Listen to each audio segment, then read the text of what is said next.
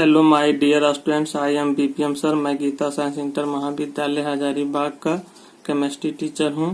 हम लोग इस वीडियो सेशन में फिजिकल केमिस्ट्री का केमिकल काइनेटिक्स चैप्टर पढ़ रहे हैं, जिसमें लेक्चर 5 तक देख लिए थे। यदि आप मेरे पहले का लेक्चर नहीं देखे हैं तो प्लीज आप उसे देख ले, जिसका लिंक नीचे डिस्क्रिप्शन में दे दिए हैं। इसके पहले वीडियो में हम लोग average and instantaneous reaction rate से रिलेटेड क्वेश्चन बनाए थे। इस वीडियो में हम लोग टाइप्स ऑफ केमिकल रिएक्शन देखेंगे। तो हम लोग इसमें देखेंगे क्या टाइप्स ऑफ केमिकल रिएक्शन। और टाइप्स ऑफ केमिकल रिएक्शन हमारा दो टाइप्स का होता है। पहला एलिमेंट्री रिएक्शन होता है, दूसरा कॉम्प्लेक्स रिएक्शन।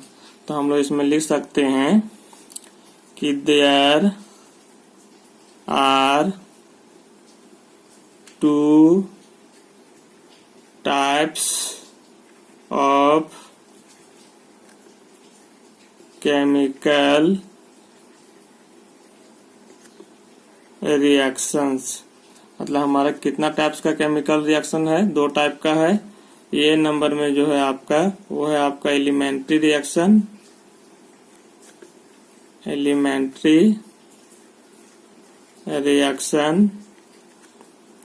और बी नंबर में जो है आपका वो है आपका कॉम्प्लेक्स रिएक्शन। क्या है? Complex reaction. तो इसमें हम लोग देखेंगे कि there are two types of chemical reaction. कि केमिकल रिएक्शन हमारा कितना टाइप है? दो टाइप्स है। पहला है एलिमेंट्री रिएक्शन और दूसरा है कॉम्प्लेक्स रिएक्शन। तो सबसे पहले हम लोग एलिमेंट्री रिएक्शन के लिए बात करेंगे आगे। ये नंबर में हम लोग बात करेंगे एलिमेंट्री रिएक्शन। तो एलिमेंट्री रिएक्शन वैसा रिएक्शन है, वैसा रासायनिक अभिक्रिया है जो हमारा एक ही स्टेप में होता है, वो कहलाता है एलिमेंट्री रिएक्शन।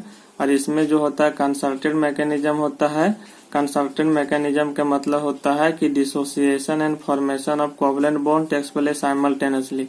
कि हमारा कोवलेंट बॉन्ड का टूटना और बनना साथ साथ होता है, उसी को हम लोग बोलते हैं कंसर्टेड मैकेनिज्म।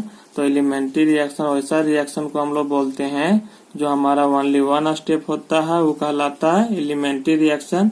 तो हम लोग इसको लिख सकते हैं, इसका डिफिनेशन हम लोग लिख सकते हैं आगे। The chemical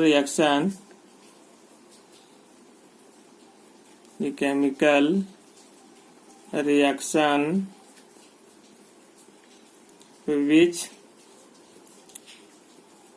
takes place in only one step is called its an elementary reaction। तो हम लोग क्या कहते हैं? Elementary reaction. It follows concerted mechanism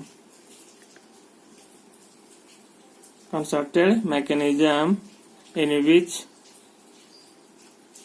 the formation and dissociation of covalent bond takes place simultaneously। में बोल सकते हैं कि एलिमेंट्री रिएक्शन में जो हमारा हुआ कि the chemical reaction which takes place in only one step is called it's an elementary reaction. It follows concerted mechanism in which the formation and dissociation of covalent bond takes place simultaneously. तो इसमें बोला है कि वैसा रासायनिक अभिक्रिया जिसमें हमारा एक ही स्टेप में हो जाता है, उसको हम लोग कहते हैं is called it's an elementary reaction. उसको हम लोग क्या बोलते हैं? एलिमेंट्री रिएक्शन बोलते हैं। और इसमें बोला कि it follows concerted mechanism in which the formation and dissociation of covalent bond takes place simultaneously. लेकिन इसमें जो हमारा फॉलोज करता है कंसर्टेड मैकेनिज्म, इसके मतलब हुआ कि कोवलेंट बॉन्ड का टूटना और बनना हमारा साथ साथ होता है, उसी को हम लोग बोलते हैं कंसर्टेड मैकेनिज्म। तो हम लोग सिंपल भाषा में बोल सकते हैं कि एलिमेंट्री रिएक्शन जो होता है वैसा रासायनिक अभिक्रिया होता है जिसमें हमारा ओनली वन स्टेप में होता है, वो कहलाता है एलिमेंट्री रिएक्शन। और इसमें जो हमारा होता है कंसर्टेड मैकेनिज्म होता है, और इसका मतलब होता है कि कोवलेंट बॉन्ड का बनना और टूटना साथ साथ होता है, उसी को हम लोग बोलते हैं कंसर्टेड मैकेनिज्म। क्या बोलते हैं? Concerted mechanism. तो इस तरह से हम लोग बोल सकते हैं कि the chemical reaction which takes place in only one step is called it's an elementary reaction. कि वैसा रासायनिक अभिक्रिया जो हमारा एक ही स्टेप में होता है वो एलिमेंट्री रिएक्शन कहलाता है। इट फॉलोज कंसर्टेड मैकेनिज्म, और इसमें हमारा कंसर्टेड मैकेनिज्म होता है जिसका मतलब होता है formation and dissociation of covalent bond takes place simultaneously. कि हमारा कोई भी कोवलेंट बॉन्ड जो होता है इसमें साथ साथ बनेगा और साथ साथ टूटेगा, उसी को हम लोग बोलते हैं कंसर्टेड मैकेनिज्म। अब आगे इसके रिएक्शन के बारे में देखेंगे हम लोग। एलिमेंट्री रिएक्शन का रिएक्शन हम लोग देखेंगे। तो यहाँ हम लोग लेते हैं H2 मोलिक्यूल का रिएक्शन हम लोग I2 मोलिक्यूल के साथ करते हैं। किसके साथ करते हैं? I2 मोलिक्यूल के साथ। तो एक दूसरे में ये हमारा क्या करता है? कोलाइड करता है। तो ये जो रिएक्शन हमारा होता है फर्स्ट स्टेप में ये स्लो होगा हमारा, और ये हमारा बना लेता है ट्रांजिशन स्टेट। कि यहाँ पर HH बॉन्ड क्या होगा? ये टूटेगा, और HI बॉन्ड हमारा यहाँ क्या होगा? बनेगा। फिर I बॉन्ड हमारा क्या होगा? टूटेगा, और HI बॉन्ड हमारा क्या होगा? यहाँ बनेगा। तो यहाँ से इसको हम लोग बोलते हैं ये हमारा क्या हो गया? रिएक्टेंट। क्या हुआ? ये हमारा रिएक्टेंट। और इस स्टेप को हम लोग बोलते हैं ट्रांजिशन स्टेट। क्या बोला जाता है इसको? Transition state. अब ये जो स्टेट होता है अनस्टेबल स्टेट होता है, इस स्टेट में एनर्जी हायर होता है और स्टेबिलिटी कम होता है। तो यहाँ पर होता है इसमें क्या, इसी स्टेप को हम लोग कंसर्टेड मैकेनिज्म करते हैं कि ये जो हमारा बॉन्ड है HH बॉन्ड और ये I बॉन्ड, ये बॉन्ड टूटेगा और इसके बीच हमारा बॉन्ड बनाएगा। तो ये बॉन्ड हमारा पुराना बॉन्ड है HH बॉन्ड, ये टूट रहेगा, ये टूट रहा है, लेकिन हमारा ये हमारा क्या होता है I के बीच टूट रहा है, HI बॉन्ड हमारा बनेगा। यहाँ भी HI बॉन्ड इस तरह से बनेगा। मतलब ये बॉन्ड और ये बॉन्ड टूट रहा है, ये बॉन्ड और ये बॉन्ड क्या हो रहा है? बन रहा है। और ये स्टेप जो होता है अनस्टेबल स्टेट कहलाता है। हायर स्टेट एनर्जी लेवल होता है तो स्टेबिलिटी कम होगा। तो इस स्टेट में ज्यादा समय नहीं रहना चाहेगा, उसको हम लोग बोलते ट्रांजिशन स्टेट। और ये अनस्टेबल स्पेसिस होता है, इसलिए यहाँ से एक कन्वर्ट हो जाता है किसमें? प्रोडक्ट में। ये प्रोडक्ट में क्या बना लेता है? HI बना लिया, फिर HI, मतलब 2 मोलिक्यूल ऑफ क्या बना लिया? ये HI। तो ये हमारा ये क्या बन गया? ये प्रोडक्ट्स। ये हम लोग क्या बोलते हैं इसको? कि प्रोडक्ट्स बन गया। तो इस तरह से हम लोग देखें इसमें कि H2 और I2 के बीच हम लोग रिएक्शन कराते हैं तो एक दूसरे में कोलाइड करेगा तो स्लो रिएक्शन होगा, तो हमारा ट्रांजिशन स्टेट बनाएगा जिसको हम बोलते हैं अनस्टेबल स्टेट। और यहाँ से इमीडिएटली हमारे इस स्टेप में चला जाएगा। तो यहाँ से जो है अनस्टेबल, तो ये वाला स्टेप जो हमारा होता है ये क्या होता है? फास्ट। तो यहाँ से तेजी से रिएक्शन होगा और हमारा कहाँ चला जाएगा? प्रोडक्ट में कन्वर्ट हो जाएगा। तो ये रिएक्शन था आपका किसके लिए? एलिमेंट्री रिएक्शन के लिए। अब इसका आगे हम लोग देखते हैं। The elementary reaction does not involves any reaction intermediate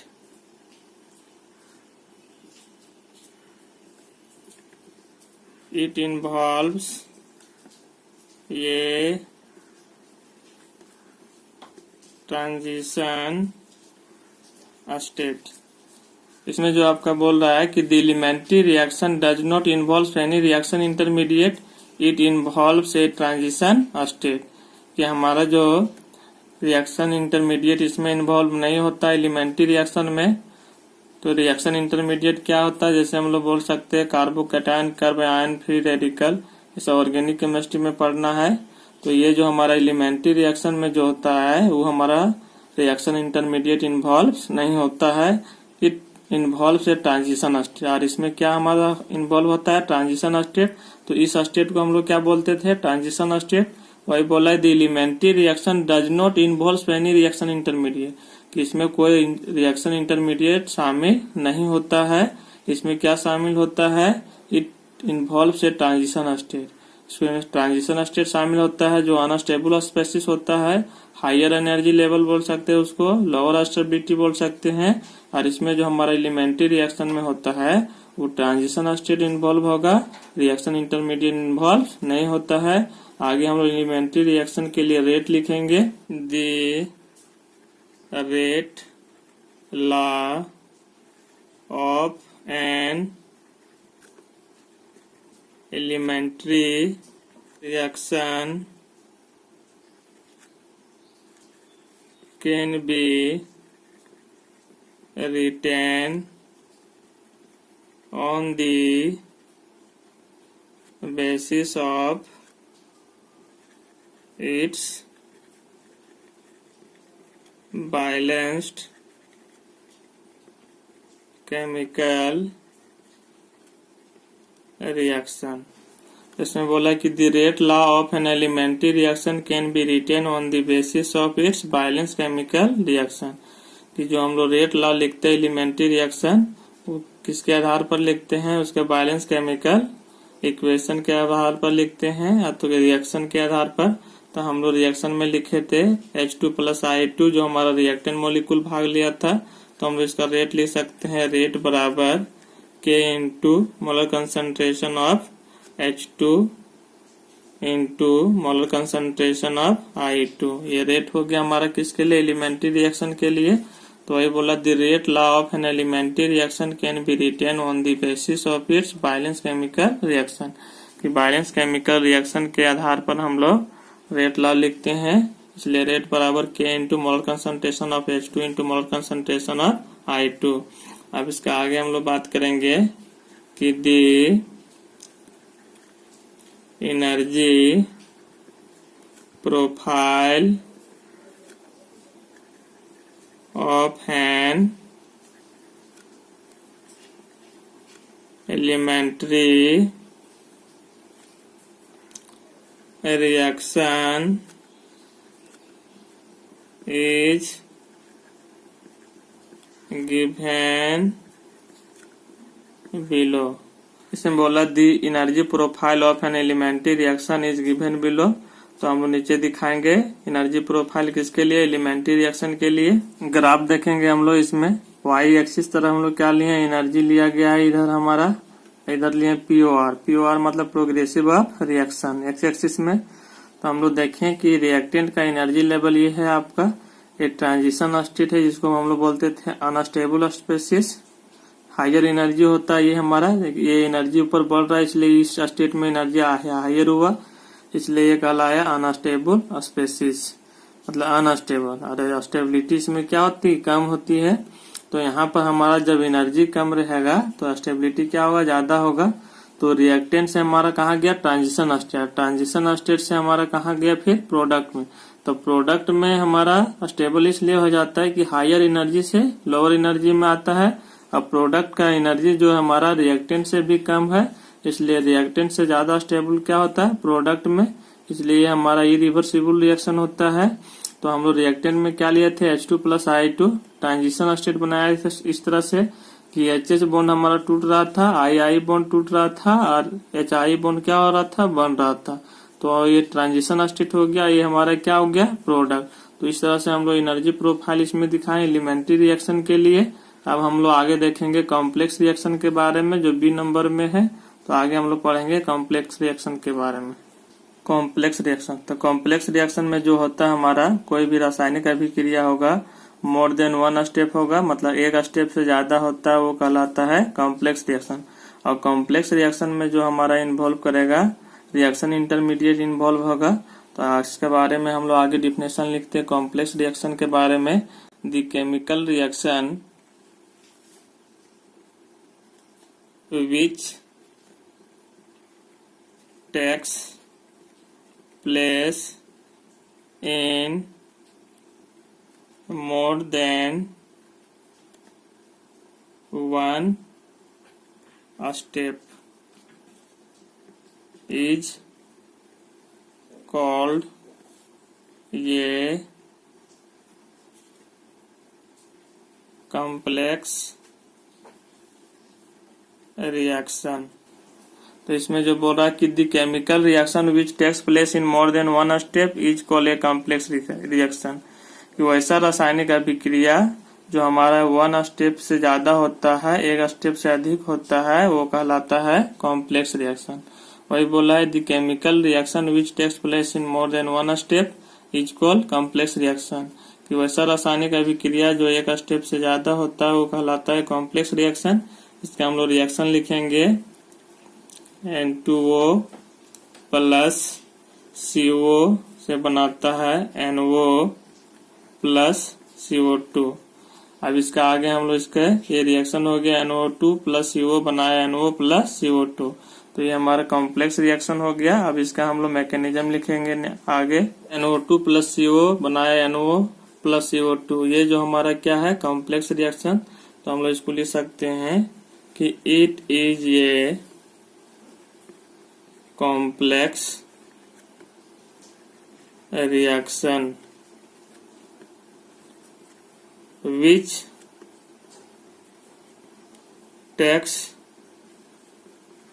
place in two steps। अरे हमारा कितना स्टेप होता है, 2 स्टेप होता है। तो स्टेप 1 का बात करेंगे हम लोग। तो स्टेप 1 में जो हमारा हो रहा है यहाँ पर कि 2 मॉलिक्यूल ऑफ NO2 हम लोग ले रहे हैं। तो ये रिएक्शन क्या होता है स्लो।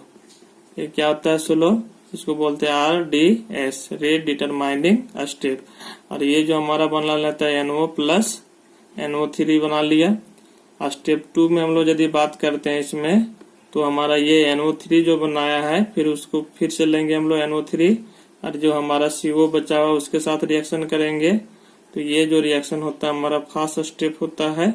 और ये हमारा बना लिया NO2 प्लस CO2। तो यहाँ पर हम लोग देखेंगे इसमें ओवरऑल रिएक्शन में। तो ओवरऑल रिएक्शन में हमारा यहाँ क्या हो जाएगा कि ओवरऑल रिएक्शन। तो ओवरऑल रिएक्शन में हमारा यहाँ पर क्या हो जाएगा कि ये और ये से हमारा क्या हो जाएगा, ये कट जाएगा। फिर हमारा एक मॉलिक्यूल ये जो हमारा क्या होगा, ये एक कट जाएगा। अब ओवरऑल हम लोग क्या लिखेंगे यहाँ पर हो जाएगा आपका कि NO2 हो जाएगा प्लस यहाँ CO बचा हुआ रिएक्शन। फिर हमारा यहाँ क्या हो जाएगा आपका NO प्लस CO2। तो ये हमारा क्या हो गया ओवरऑल रिएक्शन हो गया। आ गया ये किसके लिए, कॉम्प्लेक्स रिएक्शन के लिए। तो इसमें बोला कि it is a complex reaction. ये हमारा complex reaction which takes place in 2 step. और कितना स्टेप में होता है, 2 स्टेप में होता है। स्टेप 1 में जो हम लोग देखें कि NO2 प्लस NO2 जो हमारा रिएक्शन हुआ स्लो, जिसको बोलते हैं RDS रेट डिटरमाइनिंग स्टेप। तो बनाया NO प्लस NO3 बना लिया। फिर NO3 को हम लोग यहाँ लिया स्टेप 2 में और CO से रिएक्शन कराए हम लोग। फिर ये रिएक्शन जो फास्ट हुआ NO2 बनाया CO2। तो यहाँ से NO3 कट गया। अब यहाँ से क्या हुआ NO2 और NO2 कट गया। अब हम लोग इसको क्या किया ओवरऑल रिएक्शन लिख दिए हम लोग। तो ओवरऑल रिएक्शन में ये वाला ये कट गया, ये वाला और ये कट गया। तो हमारा रिएक्शन के इस पार बराबर रहेगा तो कटेगा। तो इधर क्या बचा NO2 प्लस CO प्लस इधर क्या बच गया आपका प्रोडक्ट में क्या बना NO प्लस CO2। तो यही हमारा ओवरऑल रिएक्शन था। हमारा ओवरऑल रिएक्शन आ गया।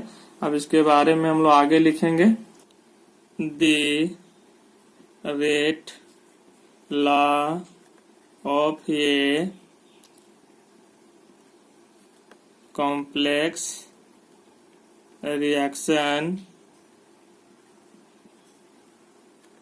Depends upon the slowest step which is called the rate determining step। In the above example, step 1 is the rate determining a step and therefore the rate of this reaction can be given by, इसे हम लोग जो rate लिख सकते हैं कि rate बराबर K into molar concentration of NO2 का पावर 2। तो यहाँ पर जो हमारा हुआ कि रेट जो हमारा इसमें जो होता है कॉम्प्लेक्स रिएक्शन में वो स्लो स्टेप में भाग लेता है। तो स्लो स्टेप में जो हमारा रिएक्टेंट मॉलिक्यूल में जो भाग लिया था वो 2 मॉलिक्यूल्स ऑफ NO2 था, इसलिए यहाँ रेट बराबर हो गया K into molar concentration of NO2 के पावर 2। तो इसमें बोला कि the rate law of A complex reaction depends upon the slowest step which is called rate determining step. कि जो हमारा रेट लॉ डिपेंड करेगा कॉम्प्लेक्स रिएक्शन के लिए उस स्लो स्टेप में डिपेंड करेगा, और उस स्टेप को हम लोग बोलते हैं रेट डिटरमाइनिंग स्टेप। इसको शॉर्ट में बोला जाता है RDS। तो क्या बोलते हैं हम लोग रेट डिटरमाइनिंग स्टेप। बोला कि इन दी एबव एग्जाम्पल, जो हम ऊपर में एग्जाम्पल लिए हैं, step 1 is the rate determining step. या स्टेप 1 जो हमारा वो रेट डिटरमाइनिंग स्टेप है, and therefore the rate of this reaction can be given by, जो हम लोग रेट ऑफ रिएक्शन जो लिख सकते हैं रेट बराबर क्या K into molar concentration of NO2 के पावर 2। तो इसमें सिंपल से जानना है कि रेट लॉ जो हमारा कॉम्प्लेक्स रिएक्शन में डिपेंड करेगा उस स्लोवेस्ट स्टेप में करेगा, और जो हमारा स्लोवेस्ट स्टेप होगा उस स्टेप को बोलते हैं रेट डिटरमाइनिंग स्टेप। और उसी के द्वारा हम लोग रेट लिखेंगे कि स्लो स्टेप का रिएक्टेंट मॉलिक्यूल में जितना हमारा भाग लेगा उसी का हम लोग रेट लिखते हैं, रेट लॉ लिखा जाता है।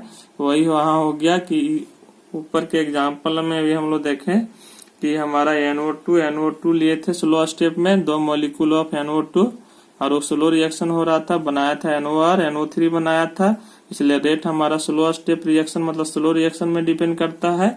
इसलिए इसमें रेट जो हो गया आपका वो K into molar concentration of NO2 के पावर 2 हो गया। किसके लिए ये हमारा कॉम्प्लेक्स रिएक्शन के लिए हो गया ये। आगे इसका हम लोग एनर्जी प्रोफाइल के बारे में देखेंगे कॉम्प्लेक्स रिएक्शन का। The complex reaction involves one or more intermediate species. The energy profile of a complex reaction involving two steps is given below। तो इसमें बोला the complex reaction involves one और मोर intermediate species, कि हमारा complex reaction में जो है 1 और 1 से अधिक इंटरमीडिएट स्पेसीज होता है। इंटरमीडिएट स्पेसीज जो होता है हमारा क्या होता है carbocation, free radical, curve anion, ये सब जो हमारा इंटरमीडिएट स्पेसीज है हमारा ऑर्गेनिक केमिस्ट्री में डिटेल से पढ़ेंगे हम लोग। कर दी energy profile of A complex reaction involving 2 step is given below, कि हमारा कॉम्प्लेक्स रिएक्शन में जो एनर्जी प्रोफाइल होगा वो कितना होता है 2 स्टेप में होता है। इसको हम लोग नीचे दिखाएंगे। अब आगे हम लोग इसमें बात करेंगे कॉम्प्लेक्स रिएक्शन का ग्राफ के बारे में हम लोग देखेंगे। एनर्जी प्रोफाइल का ग्राफ देखेंगे हम लोग।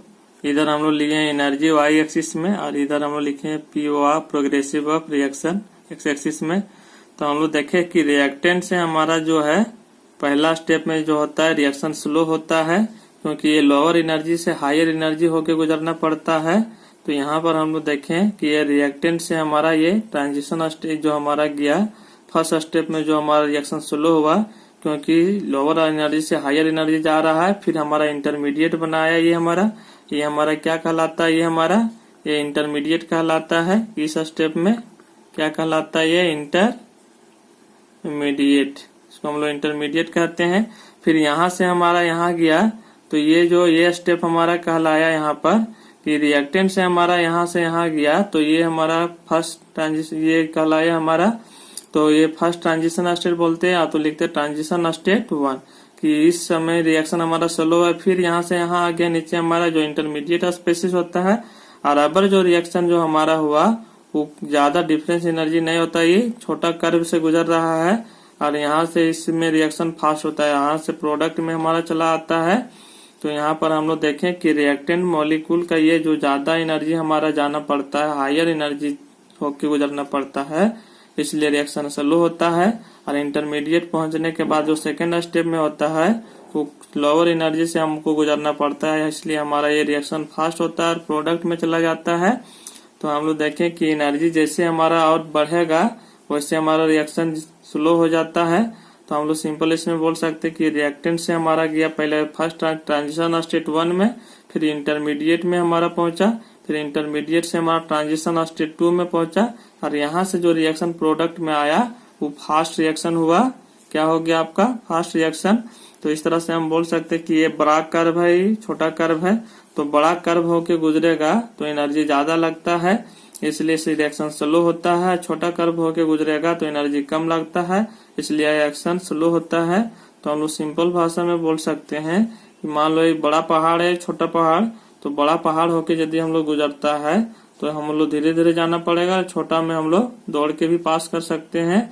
तो इसलिए यहाँ जो हुआ कि ये स्टेप जो आपका स्लो हो गया और ये स्टेप हमारा यहाँ जो होता है फास्ट होता है। इस तरह से ये हमारा एनर्जी प्रोफाइल था किसके लिए? ये कॉम्प्लेक्स रिएक्शन का। इस वीडियो में यहीं तक। नेक्स्ट वीडियो में हम लोग देखेंगे ऑर्डर ऑफ रिएक्शन के बारे में और उससे रिलेटेड क्वेश्चन बनाएंगे। यदि आपको इस वीडियो में कुछ भी समझने में कोई दिक्कत है तो कमेंट बॉक्स में जरूर कमेंट करें। यदि आपको कोई भी क्वेश्चन पूछना हो तो कमेंट बॉक्स में जरूर लिखें, और यदि आप मेरे चैनल में न्यू व्यूअर हो तो मेरे चैनल को सब्सक्राइब कर ले, ताकि मैं कोई भी वीडियो अपलोड करे तो आपको सभी नोटिफिकेशन मिलते रहे। इस वीडियो में यहीं तक। Thank you.